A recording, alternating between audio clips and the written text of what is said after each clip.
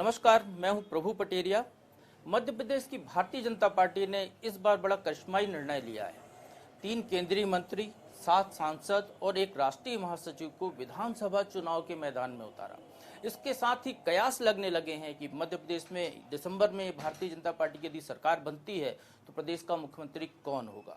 इन जो दिग्गज नेताओं को चुनाव मैदान में उतारा है, इनमें से एक केंद्रीय जल शक्ति राज्य मंत्री प्रहलाद पटेल हमारे साथ हैं। उनसे ही जानने की कोशिश करते हैं कि आखिर क्या कारण है कि पार्टी ने इतने बड़े बड़े नेताओं को मध्य प्रदेश के इस छोटे चुनाव में झोंक दिया है। प्रहलाद जी, पहला सवाल तो यही कि क्या कारण है कि आप जैसे बड़े लोगों को जो पहली बार विधानसभा का चुनाव लड़ रहे हैं, इस मैदान में उतरना पड़ा। ये भाषा कांग्रेस की रही है, जो उन्होंने हम लोगों को बड़ा नेता बना दिया। कभी छुटभैया भी बोलते थे, आजकल वही बड़ा नेता बोल रहे हैं। विधानसभा के लीडर होते हैं आप लोग कम से कम। मुझे लगता है कि भारतीय जनता पार्टी में कार्यकर्ता के नाते जिम्मेदारियां बदलती रहती हैं। मैं तो कह ही सकता हूं, मैं 4 जगह से लोकसभा का चुनाव लड़ा हूं, पहली बार विधानसभा का चुनाव लड़ रहा हूं। पार्टी जो फैसला करे उसको उसी कार्यकर्ता के मनोभाव से स्वीकार करना चाहिए, लेकिन अटकलबाजियां तो उनके बारे में लगनी चाहिए जो कांग्रेस के नेता बोलते थे कि 6 महीने पहले हमारी सूची जारी हो जाएगी, ऐसी तैयारी है। अब तो 30-32 दिन ही बचे हैं, अभी तक उनका नामो निशान नहीं है। हमने नहीं कहा था ये, लेकिन हमने 100 दिन पहले कर दिया घोषित पहली सूची। तो ये जो फर्क है, ये कार्य प्रणाली का फर्क है। भारतीय जनता पार्टी में सभी कार्यकर्ता हैं, और मैं नहीं मानता कि केंद्रीय मंत्री कोई अलग से ओहदा होता है।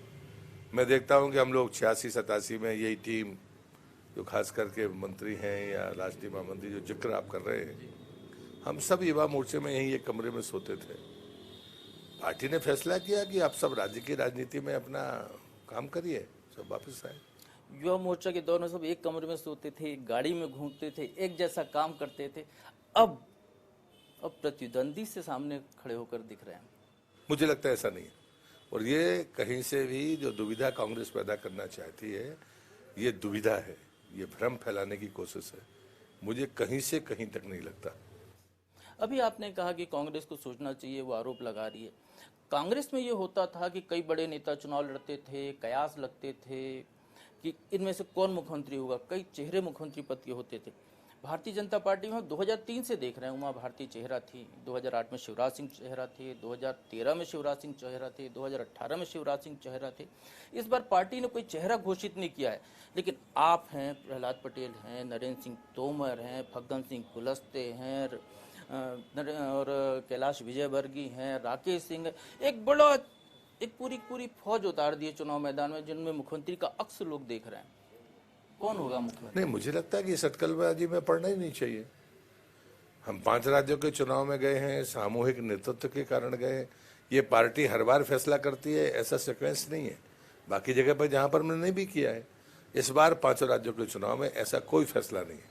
कहीं होता और कहीं नहीं होता तो फिर सवाल उठता था।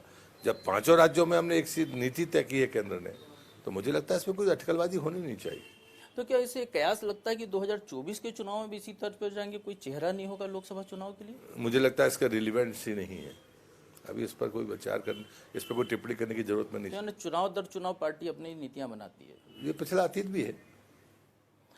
प्रहलाद जी, देखा जाए तो जो लोग कैलाश विजयवर्गीय चुनाव मैदान में उतरे तो उन्होंने कहा कि अरे मुझे तो पता ही नहीं था, पहले से टिकट मिल गया। राकेश सिंह जी की भी कोई प्रतिक्रिया नहीं आई, बाकी नेताओं की। आप पहले व्यक्ति थे जिनने आभार व्यक्त किया पार्टी का कि आपको विधानसभा के लिए चुनाव मैदान में उतारा।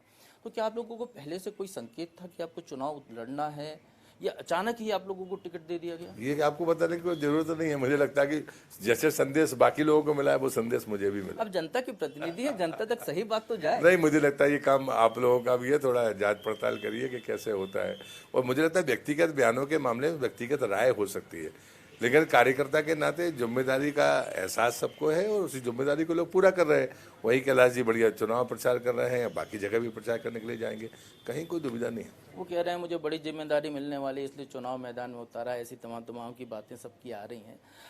यदि सबको देखा जाए तो आप इकलौते हैं जिनको कि जीती हुई सीट से चुनाव मैदान में पार्टी ने उतारा। आपके लिए कहें कि आपके लिए एक आसान सीट पार्टी ने दी, ये इतना स्नेह आप पर विशेष क्यों दिख रहा है पार्टी का? नहीं, ऐसा झगड़ा मत कराइए, वो हमारे भाई के प्रति साधु बात। लेकिन आपके भाई का तो इसमें बलिदान हो गया उनके राजनीतिक जीवन का। मुझे लगता है जी उसका बेहद अपमान होगा। लालच की राजनीति में और परिवारवाद में हमने अपने बाप बेटे को, माँ बेटे को, भाई भाई को टिकट के लिए लड़ते हुए देखा है। जालम सिंह जी की टिकट नहीं कटी है। जालम सिंह जी ने जो काम किया है वो आने वाली पीढ़ी को पता होना चाहिए। और मैं मानता हूँ कि परिवार में ये सौहार्द बिना संस्कार के संभव नहीं है। वो मेरा ही परिवार है जिसने आदर्श स्थापित किया। मैं गौरवान्वित हूँ और मैं इस बात से भी खुश हूँ कि मेरे अनुज मुझसे ऊपर चले गए। उनने 60 साल के वो नहीं हुए और उन्होंने अपना कर्म क्षेत्र मुझे सुपुर्द कर दिया। हमारे परिवार में एक परंपरा है कि हम अपने सारे आर्थिक तंत्र से 60 साल के होते ही हम वापस हो जाते हैं। मैं भी हो गया, लेकिन वो तो 60 साल के हुए नहीं है अभी। उन्होंने सारी जवाबदेही जो कर्म क्षेत्र था मुझे सौंप दिया। ये आने वाली पीढ़ी के लिए मार्गदर्शन का काम करेगा। गिरती हुई राजनीतिक गिरावट है उसमें ये एक आशा की किरण भी है। और इसलिए जो लोग ये कहते हैं कि उनकी टिकट कट गई, मैं मानता हूँ कि उनके इस त्याग का अपमान है। एक चीज़ इसमें समझ में आ रही है, प्रियंका गांधी आज आई थी, मंडला में उनकी सभा थी, उन्होंने कई नई गारंटियों की घोषणा की है। चुनाव बहुत टाइट हो गया है मध्य प्रदेश का, यदि हम देखते हैं तो आप जैसे बड़े लोगों को विधानसभा चुनाव के मैदान में भारतीय जनता पार्टी को उतारना पड़ा है। कांग्रेस में राहुल गांधी भी आदिवासी क्षेत्र ब्यौहारी में आए थे चुनाव प्रचार करने। प्रियंका गांधी का कहें कि महाकौशल में ये दूसरा दौरा था और तरह तरह की गारंटियां और सारी चीज़ें हो रही हैं। सुप्रीम कोर्ट फ्रीबीज की बात कर रहा है, रोकने की बात कर रहा है, उसको लेकर उसने नोटिस भी जारी किया। कहाँ देखते हैं आप अपनी पार्टी को, दूसरे दलों को, क्या फ्रीबीज होनी चाहिए या नहीं होनी चाहिए? पहली चीज़ तो मुझे आश्चर्य लगता है कि कांग्रेस के नेता इतना सरेआम झूठ बोलते जा रहे हैं, उसके बाद उस पर चर्चा नहीं होती है। ये दुर्भाग्य है लोकतंत्र का। क्योंकि चाहे अजय सिंह मेरे क्षेत्र में गए हों और मुझ पर कोल स्कैम का आरोप लगा दिया, जबकि मैं 4 से 14 तक सांसद ही नहीं था। नोटिस मिला कानूनी, लेकिन कभी इस पर जरूरत नहीं हुई। आज जिस प्रकार से प्रियंका गांधी ने बयान दिया कि साहब आदिवासियों की अगर संख्या गिन ली जाएगी तो भाजपा घबरा रही है। देश की आज़ादी से लेकर अब तक SC ST का सेंसस होता रहा है और वो सेंसस मौजूद है, लेकिन उसके बाद भी वो शाही शान से झूठ बोले जा रही है। वो कह रही मनरेगा की बंद हो गई है, यहाँ पर वनों के अधिकार समाप्त कर दिए गए। मध्य प्रदेश की सरकार देश की ऐसी सरकार है जिससे सर्वाधिक आदिवासियों को वन अधिकार दिए। उनने वो सुविधाएं दी, स्कूल हो, अस्पताल हो, हॉस्टल हो, स्कॉलरशिप हो, वो सब कुछ दिया जो बाकी जगह पर आसानी से मिलता नहीं है। और उसके बाद ऐसी बेबुनियाद बातें करना, झूठी बातें करना, ये दुर्भाग्य है। राज्यसभा ने मुफ्त की योजनाओं की घोषणा की। उच्चतम न्यायालय के फैसले का मैंने इसी राजधानी में समर्थन किया था। और मुझे लगता है कि जितनी भी हम केंद्र सरकार की योजनाएं देखते हैं, भारतीय जनता पार्टी के कामकाज में जब जो योजना हम बनाते हैं तो उसका थर्ड पार्टी असेसमेंट भी करते हैं और उसके खुद के किसका लाभ हुआ, इसलिए इम्पैक्ट असेसमेंट भी हम करते हैं। तो मैं नहीं मानता कि हम कोई अपव्यय के समर्थक हैं। हम मानते हैं कि यदि कोई योजना बनती है तो वो सामाजिक आर्थिक रूप से उत्थान के लिए है, वो किसी के लालच के लिए नहीं। मुफ्त शिक्षा भी तो एक सी योजना हो सकती है जिसका इम्पैक्ट असेसमेंट अच्छा आएगा भविष्य तो है ना। नई शिक्षा नीति में आप उसको देखिए, है नई शिक्षा नीति में जिस विस्तारित तरीके से विचार हुआ है वो मोदी सरकार की बड़ी सफलता है, जो आने वाले समय में गांव के लोगों के टैलेंट को ऊंचाइयां देगी। अभी आपने कहा कि मध्य प्रदेश की शिवराज सरकार के कार्यकाल में आदिवासियों के लिए बहुत सारे काम हुए, वन अधिकार दिया गया। फिर पिछले चुनाव में क्यों आदिवासी आपसे छिटक गया? 31 सीटें कांग्रेस के पास चली गई। अभी भी आप भी फोकस कर रहे हैं आदिवासियों पे, प्रधानमंत्री जी उस क्षेत्र में मुझे लगता है कि पिछली गलती को तो सभी ने स्वीकार किया है, हमने उसका असेसमेंट किया है, उसकी बहस में मैं नहीं पड़ता। लेकिन आदिवासियों का समर्थन हमें केंद्र स्तर पर भी मिलता रहा है और राज्य स्तर पर भी मिलता रहा है। वो हमारी बड़ी ताकत है जो हमारे पास रहेगी। जनगणना एक बड़ा मुद्दा बनकर सामने आया है। ओबीसी की बात हो रही है, राहुल गांधी कह रहे हैं कि सेक्रेटरी लेवल तक के वो गिर रहे हैं कि उनको 5% ही अधिकार है। राहुल गांधी का बयान बहुत ही गैर जिम्मेदार और शर्मनाक है। ऐसी बातें करना मतलब कमोबेश झूठ बोलने जैसा है। और आप जब ये बात कहते हैं तो जब आपकी सरकारें रहीं तब उसका आंकड़ा भी लेकर आइए। मैं बड़ी जिम्मेदारी के साथ कहता हूं कि मंडल कमीशन के समय जो उभार था इस देश के भीतर, तब भी हम अपने रास्ते से अविचलित रहे हैं और हमेशा हमें कहते रहे कि हमें उस वर्ग में ताकतवर लीडरशिप पैदा करनी चाहिए, उनका प्रतिनिधित्व भी होना चाहिए। हमने कभी जातिवाद का सहारा नहीं लिया, लेकिन देश की एकता और उसकी मजबूती के लिए हम काम करते रहे। मैं उनमें से हूँ। उस समय मेरी उम्र 29-30 साल थी, लेकिन मैंने कहा था कि मेरी जाति पिछड़ी है लेकिन मैं पिछड़ा नहीं हूँ। तब तक क्रीमी लेयर की बात भी नहीं थी। मंडल कमीशन के समय, तब उस समय कोई बोलने की हिम्मत नहीं जुटाता था। आज भी मैं कहता हूँ देश के कितने प्रधानमंत्री पिछड़े हुए, उसमें मोदी जी का ही नाम आएगा। लोगों की जात नहीं जानते, ना हमने कभी कहा, ना हमने उसकी ब्रांडिंग की है। राष्ट्रपति 75 साल बाद किस वर्ग का बना, इसके पहले तो कभी आदिवासी की याद नहीं आई, लेकिन वो भी किया तो भारतीय जनता पार्टी के प्रयासों का परिणाम है। हम ये नहीं कह रहे कि हमने बनाया, लेकिन भारतीय जनता पार्टी के प्रयासों का परिणाम है कि राष्ट्रपति जो सर्वोच्च पद है भारत का, आज जनजाति क्षेत्र के पास है। मैं हमारे तीनों चीफ मिनिस्टर मध्य प्रदेश में हैट्रिक लगाई है हमने 18 साल में, वो तीनों पिछड़े हैं।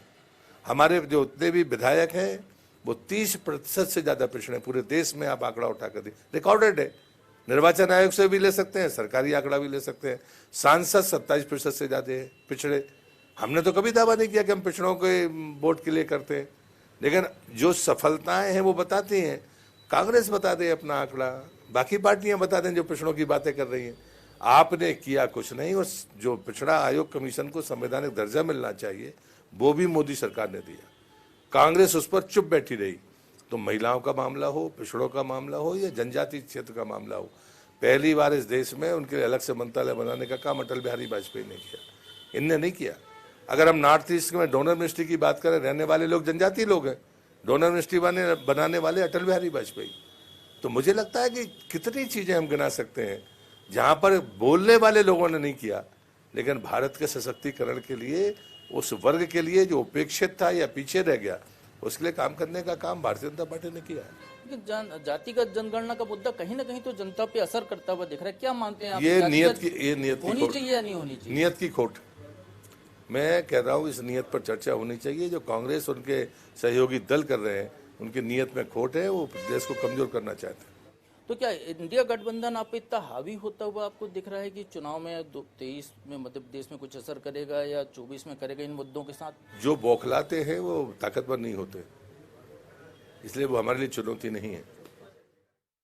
ये तो टाइगर स्टेट है, यहाँ कई टाइगर रहे, उसमें आप बौखलाहट की बात कर रहे हैं। यहाँ तो दहाड़ की जरूरत होनी चाहिए। तो प्रहलाद पटेल जी की दहाड़ क्या होगी इस नतीजे आने के बाद? गरीब कल्याण की योजनाओं और महिला सशक्तिकरण को मध्य प्रदेश की जनता का आशीर्वाद मिलना चाहिए। हमारी विरासतें संरक्षित हों। जिस टाइगर प्रोजेक्ट की आप बात कर रहे हो, जंगल के बगैर शेर नहीं रह सकता, पर्यावरण के बगैर आप अच्छे राज्य नहीं बन सकते हैं। ये मध्य प्रदेश सुंदर राज्य है, संसाधन वाला राज्य है और संभावनाओं वाला राज्य है। नर्मदा हमारे बीच से जाती है, उसके संरक्षण की चिंता करना, क्योंकि उसकी कृपा से हम फलते फूलते हैं, तो उसको भी हम कुछ वापस करें। ऐसी ढेर बातें हैं जिन पर हमें वास्तव में और तेजी के साथ काम करना होगा, और ये काम अगर कोई कर सकता है तो सिर्फ भारतीय जनता पार्टी की सरकार कर सकती है। आपने 2 बार पैदल नर्मदा परिक्रमा की, आपके बाद दिग्विजय सिंह ने भी पैदल नर्मदा परिक्रमा की।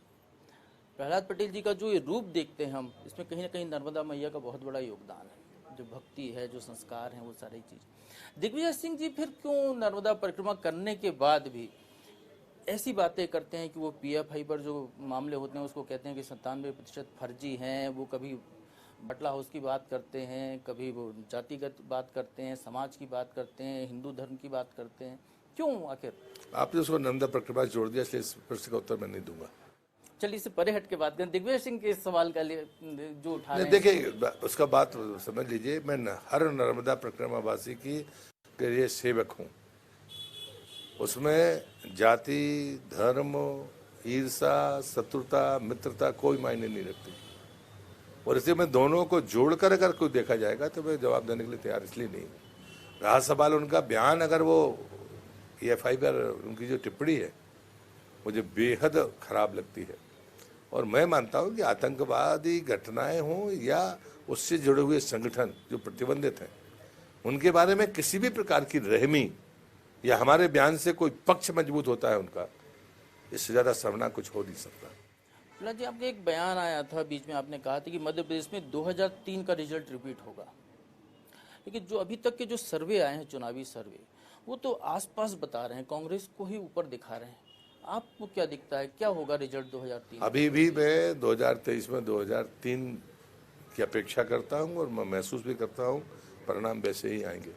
गरीब कल्याण की योजनाएं अपना ताकत दिखाएंगी, और महिला सशक्तिकरण का जो संदेश है वो निश्चित रूप से पहुंचा है, ऐसा मेरा विश्वास है। अभी मैंने इससे सवाल किया था कि आपको सबसे आसान सीट दी, लेकिन आप पहले व्यक्ति हैं जिसने इस चुनाव में पदयात्रा शुरू की अपने क्षेत्र में। पदयात्रा की जरूरत क्यों पड़ गई आपको? नहीं, मुझे लगता है सबसे सरल, सस्ता और सहज मार्ग है लोकतंत्र में पैदल यात्रा। चकाचौंध से वोटें खरीदी जा सकती है, लोगों को दिलों को नहीं बदला जा सकता है। समर्थन जुटाने के लिए भीड़ जुटाई जाना और भीड़ का आना, दोनों में अंतर होता है। लोग वाहन से नहीं आते हैं। अगर कोई आपके साथ 13 किलोमीटर पैदल चलता है तो वो मजदूर नहीं हो सकता है।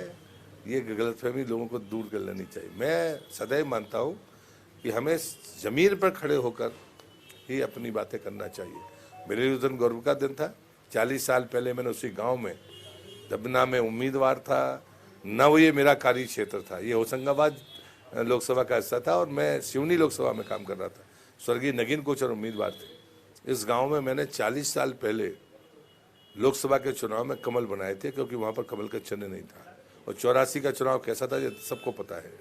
लेकिन मैं रात भर इस गांव में चिन्ह बनाता रहा था, जब तक हमारे पास गेरू खत्म नहीं हो गई, क्योंकि मेरे अलावा किसी को कमल बनाना आता नहीं था।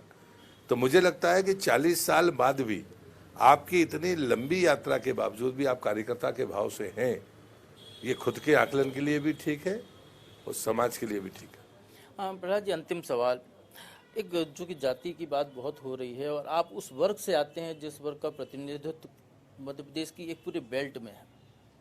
लोधी समाज की बात करें या ओबीसी में एक वर्ग है, तो क्या इस वर्ग में कल्याण सिंह जी बड़े नेता थे, फिर उमा भारती जी रहीं, प्रहलाद पटेल जी वो जगह लेते हुए मध्य प्रदेश के मार्फत पूरे देश में दिख रहे हैं? वो तो बड़ा नेता अपने आप को मानता ही नहीं। कल्याण सिंह जी बहुत बड़े नेता थे, उनके मुकाबले तुलना करने के लिए तैयार ही नहीं, सोच ही नहीं होता मेरा कि मैं बड़ा नेता हूँ। चलिए, बहुत बहुत धन्यवाद आपका इंडिया न्यूज़ के साथ चर्चा के लिए। तो सुना आपने, प्रहलाद पटेल जी जातिगत जनगणना के खिलाफ हैं। वो मानते हैं कि ये समाज को बांटने का काम है, ऐसे लोगों पर चर्चा होनी चाहिए।